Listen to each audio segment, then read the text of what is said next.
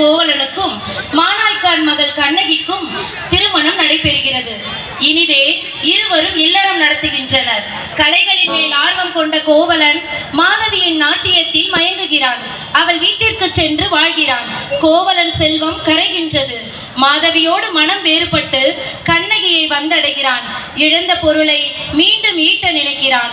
கண்ணகி தன் car சிலம்புகளை கலற்றி கொடுக்கிறாள். இரவோடு இரவாக இருவரும் பாண்டிய நாடு செல்கின்றனர். அங்கு அரண்மனை பொற்கொள்ளனிடம் சிலம்பை காட்டுகிறான். அப்பொற்கொள்ளன் அரசியின் சிலம்பை திருடியவன். அக்குற்றத்தை மறைக்க இதுதான் சமயம் என அவன் நினைக்கிறான். கோவலன் மீது பழி சுமத்துகிறான். அரசன் ஆணையால் கோவலன் கொலை செய்யப்படுகிறான். இச்செய்தி கேட்ட கண்ணகி குமுறி எழுந்து பாண்டியன் அவைக்கு சென்று வழக்குரைக்கிறாள். அக்காட்சி இதோ தங்கள் கண் முன்னே. ராஜாதி ராஜன், ராஜ மாதாண்டர், ராஜ கம்பீர, ராஜ குலதிலக, மாமன்ன நெடுஞ்செழியர் வருகிறார், வருகிறார், வருகிறார்.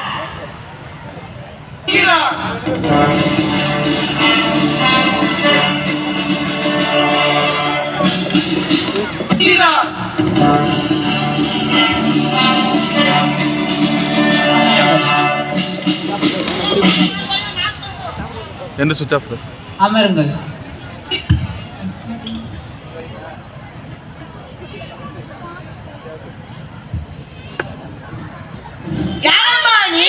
காவலரே காவலரே, காவியும் நீரும் கையில் தனி சிலம்பும் ஆதிப்பிடி போல கடிதம் கொண்டு ஒருத்தி வந்திருக்கிறாள் உம்மை மன்னனை சந்திக்க என்று உமது மன்னிடம் சென்று சொல்லுங்கள். உடனே சொல்லுங்கள். சொல்ல மாட்டீர்களா? விலகுங்கள். யார்? அரண்மனை காவலர்களை மீறி ஆவேச கோலத்தில் உள்ளே நுழையும் நீ யார்? புறாவுக்குடல் கல்த புகழ் பெற்ற மன்னரின் வரலாறு தன் மகனை இட்டு நாயம் காத்த மனுநீதி சோழன் பெரும் கதையை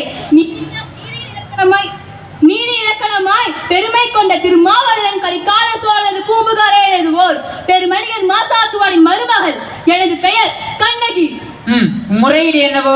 முத்து விலகின்ற முக்கடல் சூழ்ந்துரைக்கும் தென்னகத்தின் மும்முரசு கொட்டி முச்சங்க வளர்த்து முக்கோடியிலே முத்தமிழ் காப்பாற்றும் வேதரின் பரம்பரனை பெருமையனை முறையாக்க முடிப்புடிந்த வண்ணவனே, என் முறையீட்டை கேட்பதற்கு முன் நான் யார் என்று முழுமையாக தெரிந்து கொள்க. நீ யார்? கண்ணகி. கையில் தனி சிலம்புடன் வந்திருக்கும் கண்ணகி. நீதி வாழ்வா நெடுஞ்செழிய பாண்டியனை வந்திருக்கும் கண்ணகி. என்ன? பாண்டிய மன்னா, ரோமாபுரி கொலு மண்டபத்திலே உனது தூதுவர்கள் வீட்டிருக்கிறார்கள். இதோ பாண்டிய பேரவையிலே தூதுவர்கள் ரோமானியராகவும் வீரர்களாகவும் வீட்டிருக்கிறார்கள். அந்த கொடிக்கம்பம் முறிந்து விழ அயல் நாட்டவர்கள் எழுந்துரைக்க உன் கொடுங்கோல் அளித்த அவசர ஆளாக்கி கொலையுண்ட கோவலன் மனைவி நான் என்பதை அறிந்திடுக அரசே, அறிந்திடு. ஓ, கோவலன் மனைவி. சிலம்பு திருடிய கல்வனின் மனைவி. போதும், யாதராயும். யார் கல்வன்? எங்களோட கல்வன் இல்லை, இல்லை. அவர் கல்வன் என்று குற்றம் சாட்டிய கலவரத்தை கல்வன் அவர். ஆத்திரத்தில் அறிவிக்க நீ மூடிவிடாத கண்ணகி. நீதி இலக்கணமாய் கொண்ட நெடுஞ்செழிய பாண்டியா, உனது ஊர் எதற்கு பேர் நீதி? நல்லார் வகுத்ததோ நீதி? அல்ல, அல்ல. வல்லார் வகுத்ததோ இங்க நீதி. அதனால் தான் வணங்குகின்ற தெய்வத்தின் வாழ்வு கருவூலத்தை சாவ படுகொலில் தள்ளி. கல்வனை தமிழகத்து நீதி கொல்லாமல் விடாது என்பது உனக்கு தெரியும் அல்லவா? கொற்றோனே, கொடுநீதி முந்தன முற்பவனே, எண்ணிப்பார். கொழு மண்டபத்தில் விசாரிக்கப்பட வேண்டிய வழக்கு கோவில் மண்டபத்தோடு முடிவது ஏன்? சிந்தியுங்கள், நன்றாக சிந்தியுங்கள். என்ன சொல்கிறாய்? குற்றம் சாட்டப்பட்ட மருத்துவர்களுக்கு மதிப்பு தராமல் கொலை வாழ வேலை அவ்வளவு அவசரமாக நடைபெற ஏன்? இதற்கு பேரா நீதி? இதற்கு பேரா நேர்மை? இதற்கு பேரா நியாயம்? உமக்கு பேரா அறம் காக்கும் மன்னன்? கண்ணகி, உன் கணவன் கையில் இருந்த அரசி கோப்பெருந்தேவியின் சிலம்பு. கோப்பெருந்தேவி சிலம்பல்ல, கோவலன் தேவி. அது என்னுடைய சிலம்பாகும். நம்ப முடியாது என்னால். நீயா நம்புவதற்கு? உன்னையா நம்ப சொன்னார்கள்? இங்கு உன் மீது வழக்குறிக்க வந்தவள் நான் குற்றவாளி. நான் குற்றவாளியா? ஆம், நீ குற்றவாளி. அது இதோ இருக்கிறார்கள் பெருந்தன்மை வாய்ந்த பெரியவர்கள். இப்போது இவர்களே நீதிபதிகள். இவர்களை கட்டும் நல்ல தீர்ப்பு. ஆன்றோரே, அரும் பெரும் பெரியோர்களே, அரும் பெரை படை கொண்டவன் பாண்டியன் என்பதால் நீதியின் பாதை வளைக்காமல் ஆரியப்படை கடந்தவன் அவனையெல்லாம் புகழ் பெற்றவன் கீர்த்தி திரையால் அவன் செய்த குற்றத்தை மறைத்து விடாமல் தாயின் ஆணையாக தமிழகத்தின் ஆணையாக கூறுங்கள், நல்ல தீர்ப்பை கூறுங்கள். அப்படியானால் தேவி அணிந்திருக்கும் சிலம்பு? கோப்பெருந்தேவி சிலம்பை கோவலன் திருடினான் குற்றச்சாட்டு.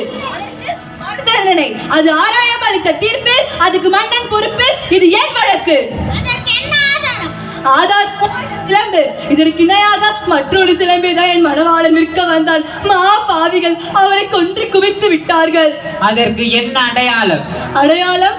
1000 கேள்வியை கேட்டு உன்னை குற்றமற்றவளாக மாற்றிக்கொள்ள துடிக்கிறாயே. இப்படி ஒரு கேள்வி நேருக்கு நேர் என் அத்தான் கேட்டிருந்தால் நீதி வழுவா நெடுஞ்செடியே பாண்டி என்ற பெயர் உனக்கு இழைத்திருக்கும். என் அத்தானின் உயிரும் மெய்ப்பித்து என்ன பயன்? உயிர் போன என் அத்தானை எழுப்பி தருவீர்களா? வெட்டும் ஒட்டி தருவீர்களா? முடியாது, உங்களால் முடியாது. ஆனா ஒன்று, உயிர் போனதால் தொங்கிய என் கணவனை தலைப்போல் உங்கள் தலையை தொங்க வைக்கிறேன். உங்கள் நீதி போட்டால் மானம் போனதால். மதுரை பாண்டியா, உமது மனைவியின் பழைய சிலம்பில் உள்ள பரல்கள் முத்துக்களா மாணிக்கங்களா? முத்துக்கள், அதுவும் கொற்கை முத்துக்கள். என்னுடைய சிலம்பில் உள்ளதோ பரல்கள். அப்படியா? இதோ பார்க்கலாம். தேவி, இப்படி கொடு. பார்த்தாயா முத்துக்களே? மற்றொரு சிலம்பில்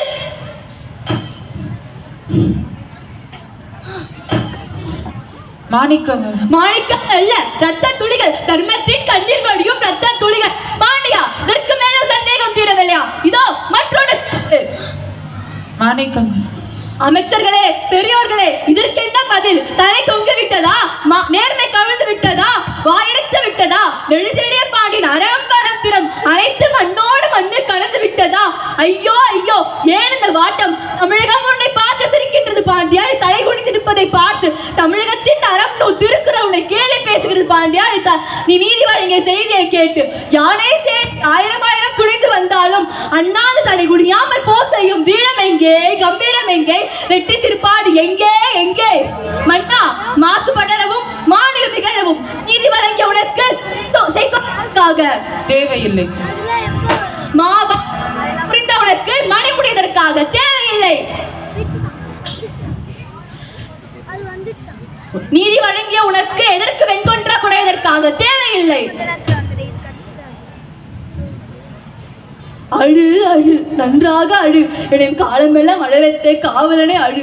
என் கண்ணாளனை, கண்ணிறிந்த மணவாளனை துடி துடிக்க கொன்ற பாவி. அழு அழு, நன்றாக அழு. கண்ணகி, உன் கணவன் கல்வன் அல்ல. உன் கணவன் கல்வன் அல்ல. ஆராயாமல் அவசரத்தில் உணர்ந்து பாராமல் தீர்ப்பளித்த நானே கல்வன். நானே கல்வன்.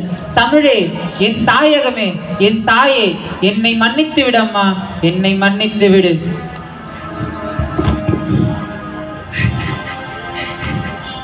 தவறான தீர்ப்பால் வளைந்த செங்கோலி உயிர் விட்டு நிமிர்த்து விட்டீர்கள் மன்னா. நிமிர்த்து விட்டீர்கள், நிமிர்த்து விட்டீர்கள்.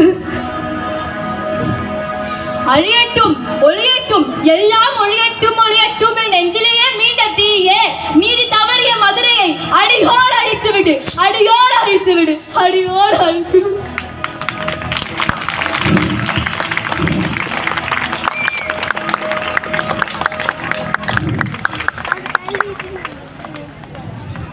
சாது மிரண்டால் காடு கொள்ளாது. வீட்டுப்படியை கூட தாண்டாத ஒரு பெண் தன் கணவனுக்கு அவப்பெயர் என்றவுடன் நாடாளும் அரசனையை எதிர்த்து நிற்கிறாள். இவள் ஒரு சரித்திர புரட்சி பெண். புகார் நகரின் பூவே, புதுமை படைத்த புயலே, கோவலனை